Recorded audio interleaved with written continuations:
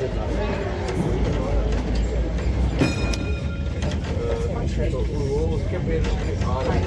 on board tram 244, folks. My name is Tony. I'll be driving you around the city today. In the back, meet Liam. He is your Commander-in-Chief. He'll be looking after your health and safety as we do a circuit of the city, which will take us about 50 minutes to complete.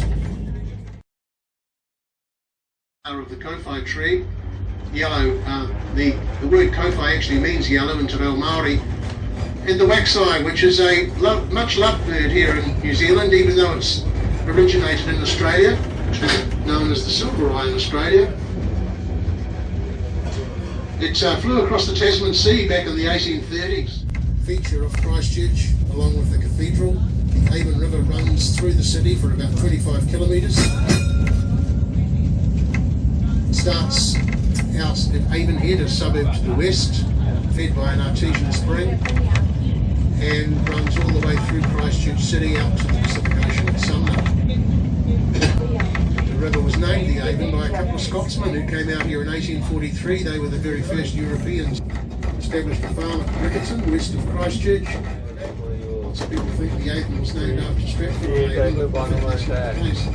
On the right, one of the most beautiful bridges across the Avon is the Bridge of Remembrance, built out of stone brought across from Tasmania in the 1920s. This is stop number 4. This stop is the stop for the Riverside Market, the covered food market. The souvenir shop building on the left-hand side was a survivor of the earthquakes. It was a new build in 2010. So it managed to get through the quakes relatively unscathed. And the only other building in Castle Street that survived the earthquakes was our most iconic department store, the Ballantyne's, the building coming up on the right. Ballantyne's department store, the business is the oldest department store business in the country.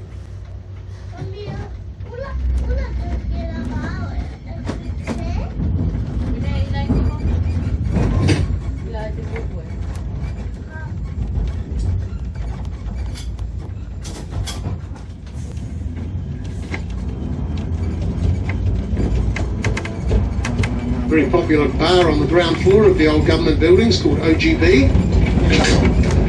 Over on the right, another one of the murals I was talking about, that one of Antarctica, reminds us that Christchurch is a gateway city to the Antarctic. It's the Harley Chambers building, rather unfortunate looking building, which is obviously in a terrible state of repair. That's where most of our doctors, medical specialists and dentists used to practice before the earthquake.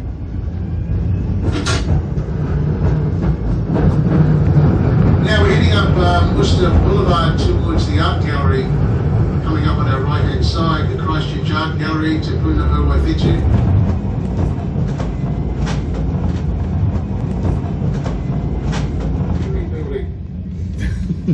Another $30 or $40 million is needed to complete the repairs to that building and one or two others on the side. One building that was completely repaired was the Clock Tower building coming up on our central government took over. On our left is Christ College, one of the most prestigious colleges in New Zealand. Moved to the site here in the late 1850s with about 30 or 40 students. Now Christ College has a roll of about 700 boys. It is a college modelled on English public school, as you can tell. Looks like it jumped straight out of the pages of a Harry Potter book. The circuit out to the left is Hagley Park, our biggest city park, 165 hectares. It's about 400 acres, bigger than Hyde Park in London. House, the home of the Anderson family. John Anderson was the second mayor of Christchurch, and this is the Anderson family home coming up on the left-hand side. It was in the Anderson family for more than 100 years, right through to the 1960s.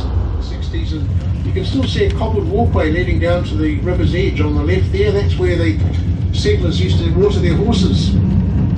This area was the business heart of the city. The centre of the city moved south to Cathedral Square at about that time.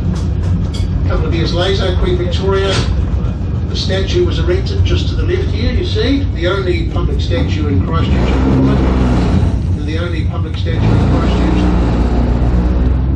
not damaged in the earthquake. This is stop number 18, New Regent Street. And this is possibly one of the prettiest little city streets anywhere in New Zealand. The tile work around the bottom of the buildings is original, or an exact duplication of what was there when the buildings were built.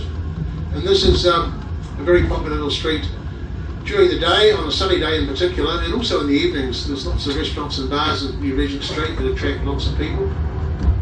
Now we're crossing over Gloucester Street now. This is the end of our circuit. We're going into tram stop number 1, Cathedral Junction, the only covered tram stop on the circuit, and one that was modelled to look like a Victorian railway station with the glass roof. The only, as I say, the only covered stop on the tram tracks at the end of our circuit. If you're leaving us here, thanks for travelling with us. It's been a real pleasure taking you around the city, but obviously you're very welcome to remain on board. We'll be leaving again in just a couple of minutes. This is tram stop number 1, Cathedral Junction.